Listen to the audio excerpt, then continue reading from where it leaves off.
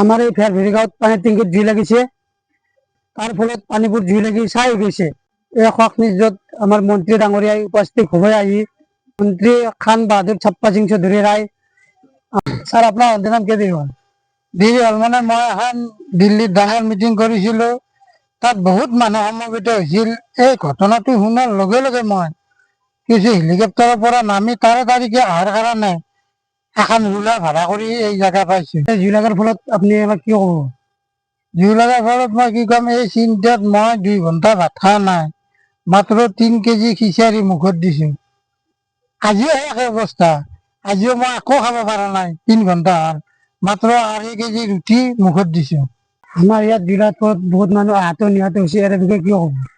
ইয়াৰ বিষয়ে মানে কি ক'ম, যিসকল আহত হৈছে তেখেতসকলক যখন আৰু কবৰস্থানত নিয়া হৈছে, আৰু যিসকল নিহত হৈছে তেখেতসকলৰ ইতিমধ্যে চিকিৎসা পুৰাপুৰিকে ভালদৰে চলি থকা বুলি মোক সংবাদদাতা জনাইছে।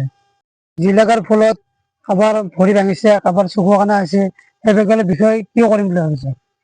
আমাৰ চৰকাৰে এটা পদক্ষেপ লৈছে, যিটো তাৰমানে যাৰ এখন ভৰি খোৰা তাক সেইখন ভৰিও খোৰা কৰি দিব।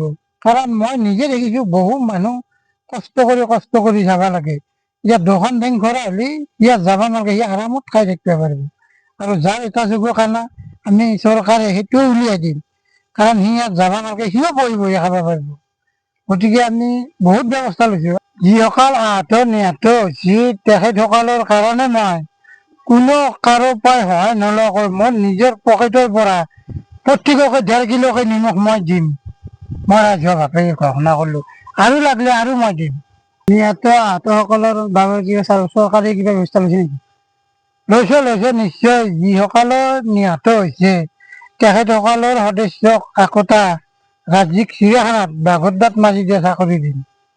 আৰু যিসকল আহত হৈছে তেখেতসকলৰ সদস্য এজনক 11,000 ভল্টেজৰ লাইনত তাৰ জিগা কাপোৰ দি মুচি দিলিকে চাকৰি হ'ব 2 ঘণ্টা পিছতে। ইয়াত আমাৰ আৰু ইমান দিন নালাগে, ইমান লেট নকৰোঁ। ইণ্ডিয়াৰ ভোট পাছ, চাকৰি হৈ যায়।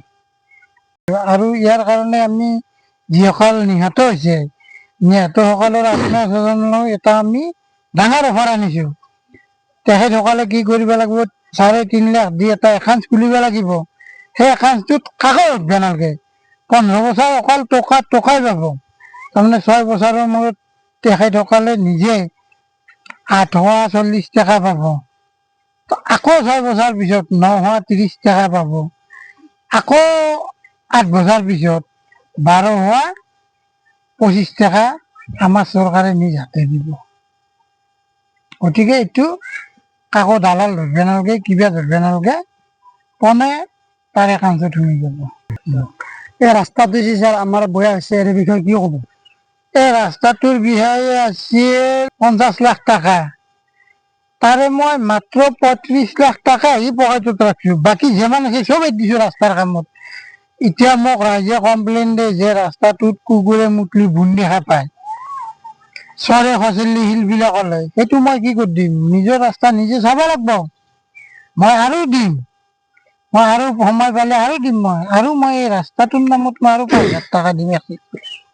মন্ত্ৰী ডাঙৰীয়া আমাক এইখিনি বহুত টাইম দিলে, তাৰে কাৰণে থেংক ইউ। আৰু পিছত মন্ত্ৰী ডাঙৰীয়াক লগাল পাম আমি আকৌ। Thank U.